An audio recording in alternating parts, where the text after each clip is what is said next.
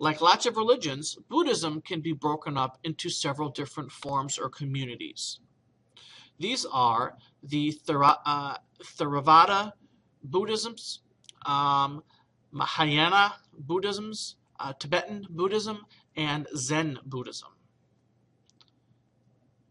Let's talk about these types, shall we? First, we have the Theravada Buddhism. This is the oldest of the schools of Buddhism. Translated, it means the way of the elders, or small vehicle. This sect was found in southern Asia and believed that one may achieve nirvana by living a Mahayanic life, meaning that they live in a monastery with only those other types of people practicing the same beliefs at the same time. Their time in the monastery is spent focusing on wisdom and meditation with the ultimate goal of becoming a Buddha or an enlightened one. Today, there are over 1 million followers worldwide of this particular form of Buddhism.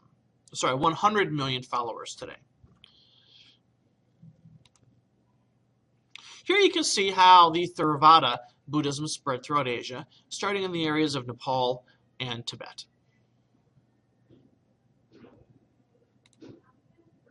A second form of Buddhism is the Mahayana Buddhism, meaning the great voice, the great vehicle, founded in northern Asia and is sometimes considered Buddhism for the masses. These followers seek guidance from the Boddhistvas, or the wise beings.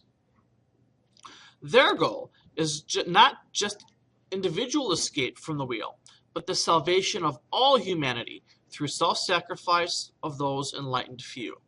Basically meaning that the enlightened few are the ones that will help save everybody else. Like the Theravada, the Mahayana Buddhisms can trace their history back to Nepal and Tibet.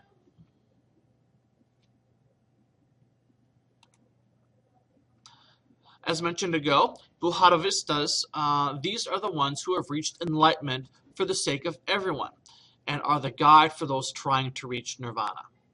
And here we see some depictions of that. The third group of Buddhists are the Tibetan Buddhists, meaning the diamond vehicle, developed around the 7th century CE. It's kind of a mix of Theravada and Mahayana, but they include putting their hopes in the Boddhistvas into particular people known as lamas, or today specifically the Dalai Lama, those who are enlightened, who are trying to help everybody else in the world by only the few who are enlightened, or the Dalai Lama in this case. One of the sacred books is shown as being the Tibetan Book of the Dead, which is a collection of spiritual teachings left behind by Padma Sambhava, a Buddhist follower who had brought Buddhism to Tibet in the 8th century. Today, students, you have exactly 1 minute to get to your second period classes. Stop standing around in the corridors and move to your classes. You should be inside the classroom when the bell rings. We will be conducting hall sweeps. You will not be allowed to be readmitted until next week. So have a good day. Today, the Dalai Lama, whose real name is Tenzin Gyatso, is the head of a government in exile that is based in India. His country is currently controlled by China. So basically, he was in control of a country and was forced out by the Chinese invasion. It would have been what we call Nepal right now. Tibetans traditionally believe that him to be the reincarnation of his predecessors. So he's the reincarnated leader of the one before him.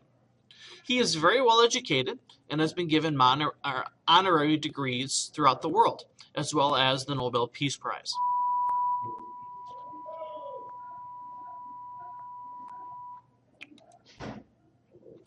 Finally, there are the Zen Buddhists, those known to be part of the meditation school.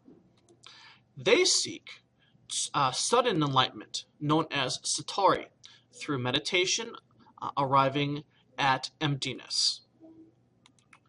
The Zen Buddhists use meditation masters, or rashai, in order to accomplish this understanding.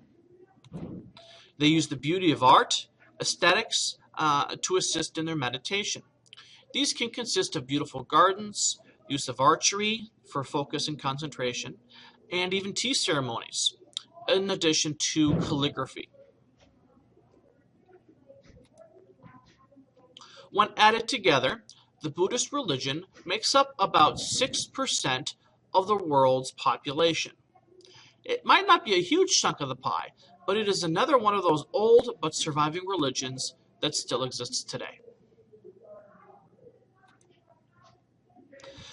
So maybe you can learn to meditate and relieve your stress. Maybe even come up with your own mantra that could help you. Om Mani Padme Hum. Om Mani Padme Hum. Om Mani Padme Hum.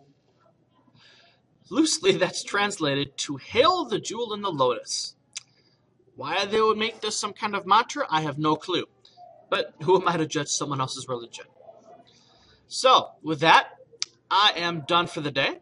I hope you got a few pieces of information out of this lecture. If you have any questions, as usual, please feel free to let me know, and we can take care of them if needed.